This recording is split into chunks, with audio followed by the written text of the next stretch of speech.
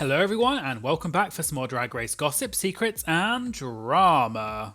So I'm back for another Roscoe's recap, and this viewing party was for RuPaul's Drag Race All-Stars 10 episode 4. And the guests this week were Phoenix and Morgan McMichaels. So today we're going to be talking about why Phoenix did not clap back at Ice Spice on the main stage. Phoenix reveals the truth about her apparent fallout with Nicole Paige Brooks. And Arrietty apologises for her accusations against Irene the alien and gives an update on the situation. All that and more coming up in today's video, so let's get started.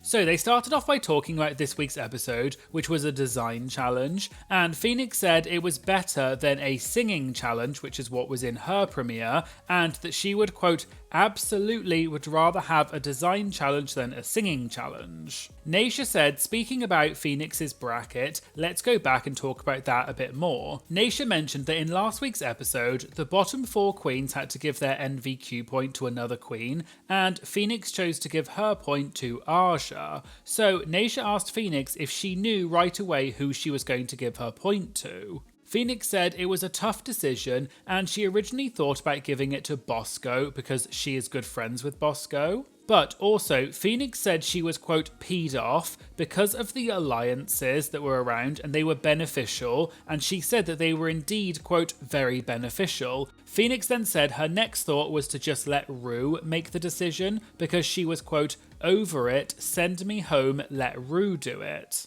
But then Phoenix had heard Aja talking about getting ready for the show and some of the difficulties she'd had during her transition. And Phoenix has a trans daughter, so she knows how tough it can be. Also, she said Aja is great TV, so that's why Phoenix ultimately decided to give her point to Aja.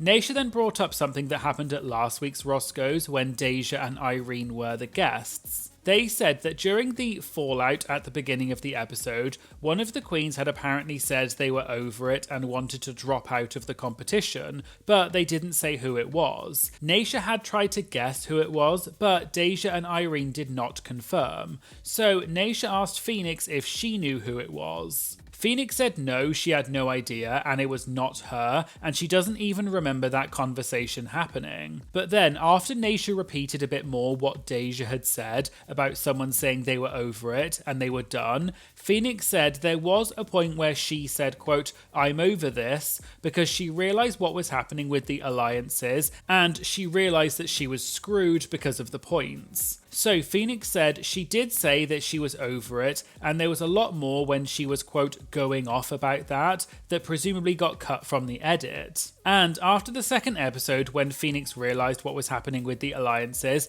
because Phoenix knows that she has a, quote, temper, she decided to go over to her station and just be alone for a while because, quote, I'm ready to rip this entire room apart, which is why she went away and composed herself for around 30 to 45 minutes. So Phoenix said she does remember saying that she was over it, and maybe that's what Deja and Irene were talking about, but Phoenix said that she did not say that she wanted to go home. Naysha said she can understand why Phoenix might have been over it, and she brought up the comment that the guest judge Ice Spice had made about Phoenix in the first episode, where Ice Spice said, quote, I hear you're a legendary icon, but tonight I don't think I would have been able to tell. I did talk about this in a previous video, but after this episode came out, Phoenix did clap back at Ice Spice on Instagram about this, and she posted an Instagram story saying that she doesn't need to be given icon status by someone whose only claim to fame is from a song about pooping and farting. However, I did see that shortly after that happened, Phoenix did an interview with Joey Nolfi of Entertainment Weekly, which I'll link to in the description, where Phoenix said she thought the situation was blown out of proportion, but she regrets saying that and she apologised to Ice Spice. But going back to Roscoe's, and Phoenix talked more about this situation with Ice Spice. This section of the viewing party went on for quite a long time, so I'm just going to summarise the main points. But if you do want to hear Phoenix's full response, make sure you go and watch the full Roscoe's recap, which as always will be linked in the description. Naysha started out by saying that this comment by Ice Spice was unnecessary and you don't need to put someone down when giving a critique. Phoenix explained that she never said that she was an icon, and she didn't walk into the room claiming that she was an icon or a legend, so in terms of Ice Spice, quote, production told you this. So, when Phoenix was getting all the comments on social media after the episode came out, she clarified that she never called herself those things, and she's a firm believer that you don't need to say what you are because other people will say it for you. So, Phoenix said, quote, I apologized to her, meaning Ice Spice, because, quote, it was really not that serious, and that Phoenix kind of took the comment the wrong way. But Phoenix said she posted that clap back on Instagram because drag queens are, quote, snarky, and it wasn't that serious, but it blew up a lot more than she thought it would. Phoenix also said that after the clapback, she got accusations of being racist or misogynist, and Phoenix was, quote, blown away by how big the post got, and she didn't even mean it to be that serious. Phoenix also revealed that when she was on the main stage, because she was wearing a latex outfit which covered her ears and she was so far away from the judges, she didn't actually hear anything that Ice Spice had said. So when they were walking off to film Untucked, Phoenix told the queens she had not heard a word that Ice Spice had actually said. And apparently Irene said, quote, oh girl, don't worry about it, she read you. Phoenix then asked what Ice Spice had said, but the others said it didn't really matter, and then they went off to film Untucked. So Phoenix was totally unaware of what Ice Spice had said, which is also why she didn't say anything on the main stage. Morgan McMichael said in her opinion she didn't think that Ice Spice said it with any malice, and the other host Batty Davis said she thinks that production told Ice Spice to say it, but Morgan disagreed with that and said she doesn't think they tell the guests what to say. Naysha said she thinks Ice Spice just articulated how she was feeling in the wrong way. Phoenix explained that she thinks nowadays people throw around the words icon and legend too much, and everyone has their own definition of what an icon or legend is. But the reason why Phoenix thinks she reacted the way that she did was because she felt like all the hard work and effort she had put into her career for 25 years was, quote, diminished at that moment. And people may not realise that she has been, quote, working my ass off for 25 years, and she's done lots of things outside of Drag Race, including having her own production company as well as doing charity work. So for Phoenix, she thinks that what a legend is someone whose impact is still felt years down the road, and it's not how long someone lasted on a TV show, and everyone clapped and cheered for Phoenix. They moved on and talked about this week's episode, and in particular, the moment when Mistress and Tina had a back and forward, but they also said they lived for how shady Nicole was. Morgan said a lot of the queens from the earlier seasons just don't care as much because back when they were on the show, they didn't have to worry so much about social media backlash, whereas queens in the more recent seasons are careful about what they say because of how they'll be perceived online. Naysha added that if people at home could let people say what they wanted to say and just enjoy it because it's TV, it would be a lot more entertaining. Also, Detox and Brooklyn Heights were in the audience at Roscoe's this week, although they were not on camera. And at one point, Morgan pointed to them during this part of the conversation and said that she has been friends with Detox, Brooklyn, and also Mayhem Miller for years. And she joked that the things that they've said to her are way worse than anything people say to her online. They also said about the Mistress and Tina situation that this is what Mistress is like and it's her brand to do things like this, and you just need to take the joke and run with it because that's Mistress's whole thing. Phoenix said that this is all just playful shade and this is what the queens are like backstage, but a lot of the audience don't understand and they think that it's serious. They moved on to the Q&A, and one of the questions was for Phoenix, which was there any overlap of filming between the different brackets, and did they get to interact with the other brackets? Phoenix said no, there was no interaction or overlap, but they did kind of know who the other queens in the other brackets were going to be, because queens hear a lot of things. There was then another question for Phoenix, which was, did she have a falling out with Nicole Paige Brooks? Just to explain for those of you who may not know, Phoenix is the drag daughter of Nicole, and they're both from Georgia. However, there have been some rumours for a while that the two of them had some kind of falling out. And I found on Reddit a copy of a live video that Nicole did back in April 2025, where Nicole was answering people's questions, and she said that she had blocked Phoenix on social media. Me and Phoenix are not close, no.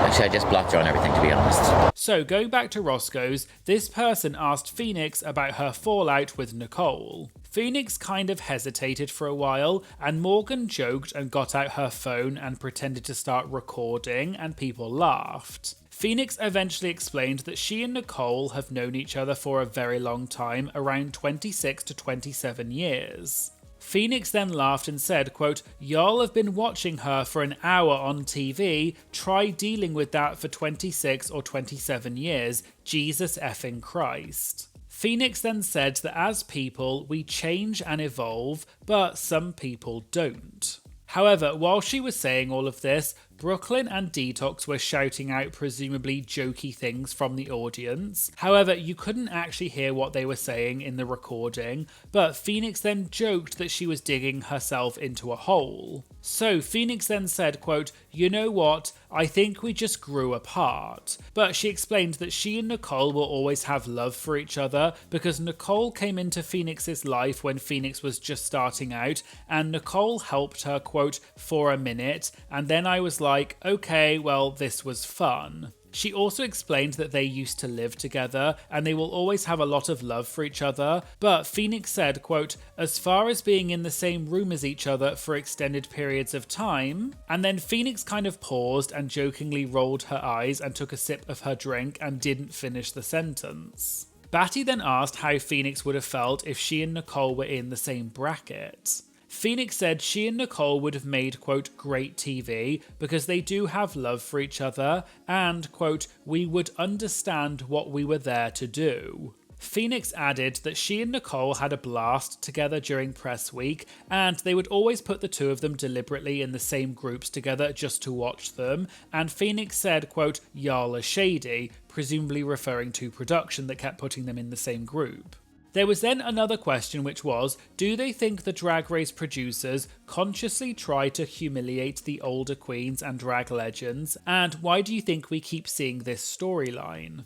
Phoenix said she knows that for her, in episode 1, she, quote, "did not own my bleep, her nerves got the better of her, and she was in her head, probably because this was her first time back on Drag Race in 15 years. Also, she said the brackets are so short that by the time you find your rhythm, it's already over." But actually, when she looks back on it, the things that she was worried about, like the choreography, were not actually that bad, she just got in her head too much. However, by episode 3, with the makeover, when T.S. Madison gave Phoenix the critique that she seemed in her head, Phoenix said that that was the one episode that she was not in her head. And so, Phoenix thinks that maybe production told T.S. Madison that Phoenix had been in her head in the previous 2 episodes. So, when Phoenix heard T.S. make that comment, she thought that it was, quote, "weird." However, Morgan said in her opinion, the show can only use what you give them, and for example, when Morgan was on All Stars 3, because of her ADHD, in that first episode, all Morgan was doing was just sitting and analysing everything, and so that's all the show had to work with. Phoenix said she doesn't think that they are out to get the girls from the older seasons and they're not being malicious, and if anything, the show made Phoenix feel very welcome. However, they said it is a TV show at the end of the day and they're all thankful to have been on it, and Naysha brought up something that Trinity the Tuck had said previously at Roscoe's, which was that the show likes to take credit for the queen's careers, even if the queen has had a career that's been established long before Drag Race. And finally, I just wanted to talk about a bit of recent drama outside of Roscoe's to do with Arrietty and the backlash over her comments about Irene. So if you watched my last Roscoe's recap, which I'll link to in the description, at Roscoe's, Irene was asked about her relationship with her former drag daughter Arrietty, and Irene had said, quote, "no comment." There was then a clip of Irene on Mistress Isabel Brooks's YouTube channel, which came out shortly afterwards, where Irene implied that she had problems with Arrietty, and that Arrietty had messed with her character, her money, or her man, and so they were no longer drag related. Arrietty at first kind of joked about the situation online, but later on, Arrietty posted several controversial statements which included some accusations against Irene, saying that Irene had relations with, quote, prepubescent children, and she didn't provide any proof. She also said that Irene was racist, among other things, and you can check out my link to Roscoe's recap for the full story. Arrietty deleted all of these posts shortly after she posted them, but the screenshots of these posts circulated everywhere, and Arrietty got a huge amount of backlash. Since then, Arrietty has posted a lengthy apology on her social media. I'll leave the full post up on screen in case you want to read it, but I'll just summarise the main parts. Arrietty said she gave into a moment of weakness which she deeply regrets, and she has been in contact with Irene, and they decided that a written response was the right thing. Arrietty took full responsibility for the accusations she made against Irene, which were supposed to be, quote, exaggerations, but she understands that they were not only inappropriate, but also hurtful and unnecessary. Arrietty recognises that she tends to react emotionally, and she is actively seeking therapy and anger management, and she deeply regrets her actions. On top of that, there was also another interesting element that I saw about this situation, which was that shortly after all of this happened, Joseph Shepherd posted an interview which he had done with Arrietty, which I'll link to in the description. However, it was made clear at the beginning of the interview that the interview was recorded before all of these comments that Arrietty had made about Irene. In the interview, Joseph did ask Arrietty about her relationship with Irene, but Arrietty also chose to say, quote, no comment, a bit like Irene had done at Roscoe's, because Arrietty said she, quote, didn't want to spoil interpersonal things. There were also a few other interesting things that came up in the interview with Arrietty. One of them was they referenced a Race Chaser podcast episode from a while ago where the guest Meatball had said that she heard from the other cast members at Arrietty's regular gig that they were excited when Arrietty got cast on Drag Race because it meant that Arrietty would not be coming back because they think that she's a B-word. Joseph then asked Arrietty if that was true, and this is what Arrietty said. Is that true? I mean, hell yeah, it is. A lot of them didn't like me to begin with. There have been many girls in my home bar that have come up to me and been like, yeah, I was just jealous. Yeah. Jealousy is a disease, and it really does hurt. Especially in this business where ego is ran wild. Mm-hmm. Joseph also asked Arrietty about a rumour from Reddit, which said that the owner of Arrietty's home bar gave her $5,000 to go towards her runway package for Drag Race. However, Arrietty apparently told the designers to invoice everything to the bar, and it ended up being way more than $5,000. So Joseph asked if this rumour was true, and Arrietty said this.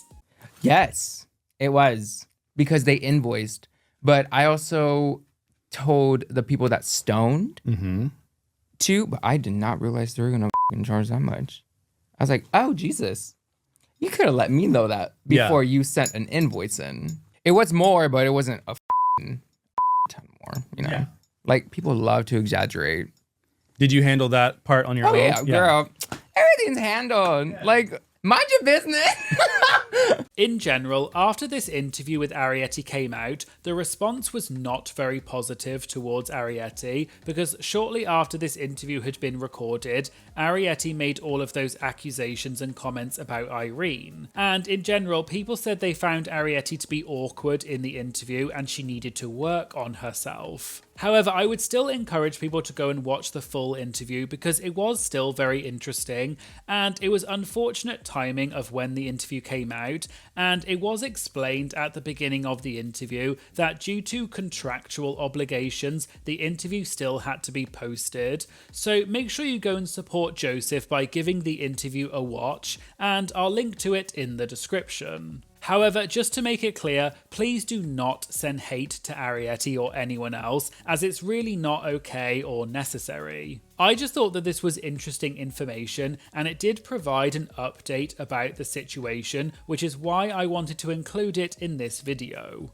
So there you go, there was the Roscoe's recap for RuPaul's Drag Race All-Stars 10 Episode 4. What do you think of Bracket 2 so far? And which queens do you think are going to make it through to the semi-finals? Let me know in the comments.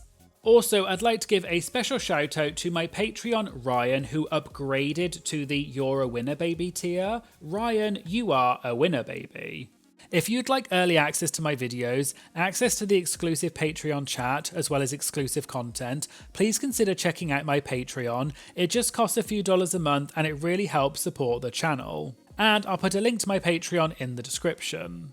I'd also like to say a huge thank you to all of my new Patreon members, as well as my incredible existing Patreon members. Your support is truly so amazing, and I'm thankful every day to have such an amazing community. Thank you all so much. I really appreciate your support more than you know.